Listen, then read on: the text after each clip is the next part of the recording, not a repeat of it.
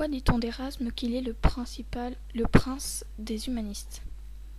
Didier Érasme est né aux Pays-Bas en 1469 et est mort en 1536. Il a une formation de théologien et était prêtre.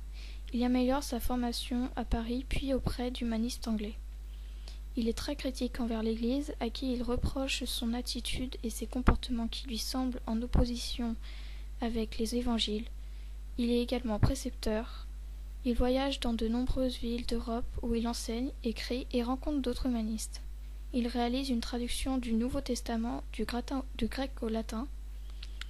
Sa traduction permet de rendre plus accessible le texte à tous et de le rendre moins facile à déformer à l'avenir.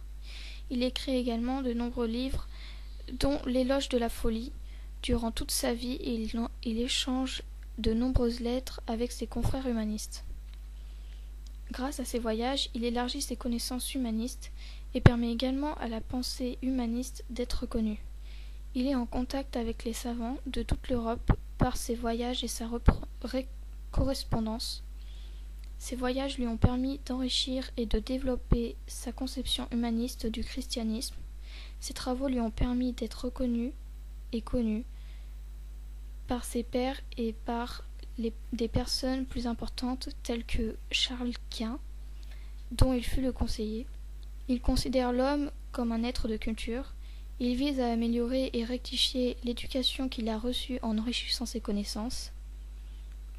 Il est cosmopolite du fait de ses nombreux voyages et échanges avec divers humanistes. Il est pacifiste convaincu. Il refuse de prendre parti et proclame que l'Europe doit s'unir et que l'Église doit tout faire pour retrouver une unité perdue.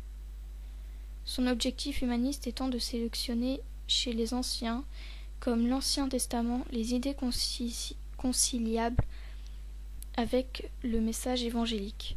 Il estime que la révélation n'est pas l'apanage des érudits et doit être accessible au plus grand nombre. La foi ne peut être qu'en ayant une connaissance des textes. Pour conclure, Érasme est donc considéré comme le prince des humanistes parce qu'il a grandement participé au développement de la pensée humaniste à la Renaissance. Il a fait en sorte que chacun puisse avoir accès aux textes anciens et à toute autre connaissance.